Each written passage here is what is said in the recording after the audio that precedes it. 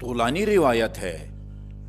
سائل نے آ کے رسول خدا سے سوال کیا، کہا کہ میں تیری مدد نہیں کر سکتا. جلدی جلدی یہ واقعہ آپ کو سنانے لگا ہوں. الدال علی الخیر کفاعلہ، میں تو تیری مدد نہیں کر سکتا، میں یعنی ایسے شخص کی طرف تمہاری رہنمائی کروں گا کہ یحب اللہ و رسولہ، یہ ہستی خدا اور رسول سے محبت کرتی ہے اور خدا اور رسول اس سے محبت کرتے ہیں. پھر بلال سے کہا کہ اس سائل کو لے جاؤ اور میری بیٹی فاطمہ کے دروازے پر چھوڑاؤ. یہ آپ کو یاد ہے خیبر کے موقع پر علی کو روانہ کیا تھا، کہاں فرمایا تھا کل یہ علم اس کو دوں گا جو قرار ہوگا فرار نہیں ہوگا، یہ خدا اور رسول سے محبت کرتا ہوگا اور خدا اور رسول اس سے محبت کرتے ہوں گے. یہی الفاظ خاتون جنت کے بارے میں فرمائے ہیں، یہ اس کے پاس بھیجوں گا جو خدا اور رسول سے محبت کرے، وہ کرتی ہے ہستی، اور خدا اور رسول اس کے محبوب ہیں، خدا اور رسول اس سے محبت کرتے ہیں. دستک دی اس بندے خدا نے، دروازہ کھولا، وہ بی بی کے سامنے اس نے اپنا سوار رکھا جس طرح رسول خدا کے سامنے سوار رکھا تھا. آپ کے پاس ایک وہ کسی پتہ دمبے کے چمڑے کا وہ فرش تھا جس پر دن کے وقت حسن اور حسین دونوں شہزادے آرام کرتے تھے، وہ اس کے حوالے کر دیا.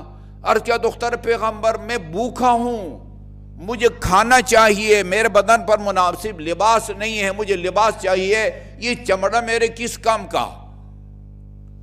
آپ کے گلے میں ایک گردن بند ایک ہار تھا جو جناب حمزہ سید الشہداء کی بیٹی، ان کا نام بھی فاطمہ تھا، انہوں نے بطور ہدیہ اور تحفہ خاتون جنت علیہ السلام کو دے رکھا تھا. وہ گردن بند اٹھا کے دے دیا.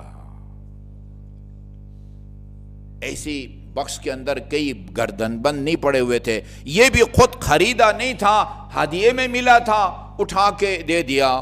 وہ بندے خدا بھی رسول خدا کی خدمت میں آیا اور آ کے عرض کیا یا رسول اللہ، یہ آپ کی بیٹی نے اپنا گردن بند اٹھا کے مجھے دے دیا ہے. وہ بھی ایسا بامروت انسان تھا، سیدھا نہیں جاتا مارکیٹ کسی وہ سنارے کے پاس جا کے اس کو فروخت کرے. رسول خدا کے پاس آیا، یہ آپ کی بیٹی نے مجھے دیا ہے. یہ روایت کہتی ہے رسول خدا اب آپ کی آنکھوں سے آنسو جاری ہوئے. عمار بن یاسر بیٹھا ہوا تھا، اس نے کہا یا رسول اللہ اجازت ہے کہ یہ گردن میں خریدوں؟ اس کی کوئی وجہ نہیں بتائی گئی ہے. میری سمجھ میں یہ آتا ہے یہ عمار نہیں چاہتا تھا یہ گردن جو خاتون جنت کے جسد پاک سے مس ہو چکا ہے یہ کسی اور کے ہاتھ لگے، کسی اجنبی کے ہاتھ لگے. فرمایا رسول خدا نے لو اشترک فیہ ثقلان ما عظمہم اللہ بالنار، اگر تمام انسان اور جن اس گردن بند کی خریداری میں اپنا حصہ ڈالیں، اللہ تعالیٰ سب کو آتش جہنم سے نجات عطا فرمائے گا. اس نے کہا ہاں بھائی فروخت کرو گے؟ کہا کہ ہاں فروخت کروں گا. کیا قیمت لگاؤ گے؟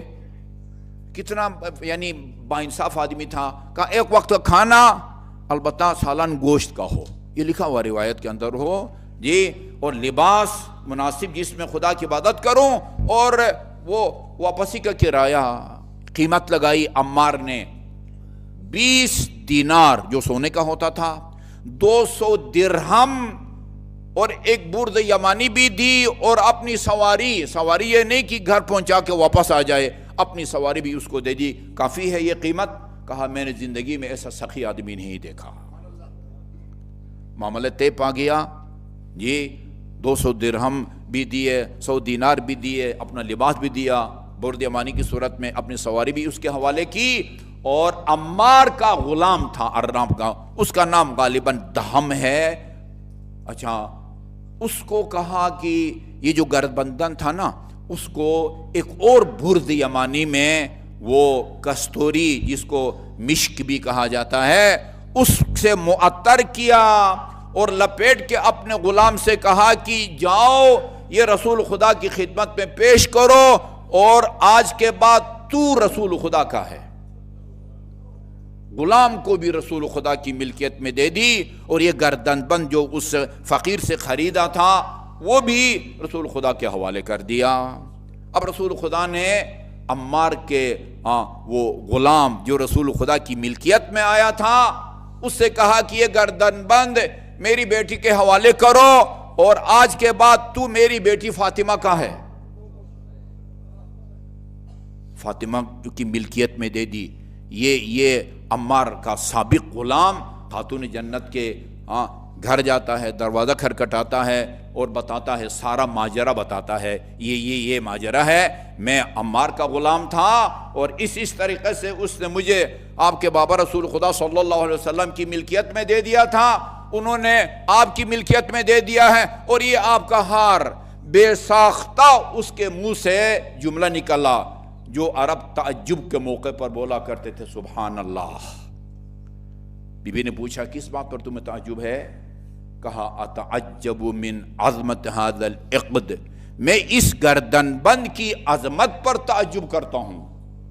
قد اطعم جائعا، اس نے ایک بھوکے کو کھانا بھی کھلایا، وکسا عریانا، اور ایک کپڑے کا محتاج، عریان ننگے کو کہتے ہیں، یعنی جس کے بعد مناسب لباس تھا اس کو لباس بھی پہنایا، وَأَعْتَقَ رَقَبَةً، جی، اور گردن بند وصول کر کے فرمایا انت حر لوجہ اللہ، جا میں تمہیں راہ خدا میں آزاد کرتی ہوں۔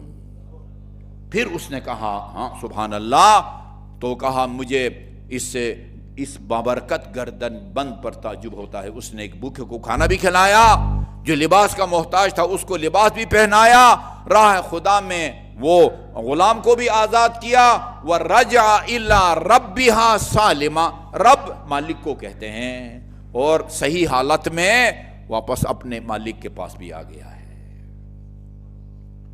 اس کو ایثار کہتے ہیں،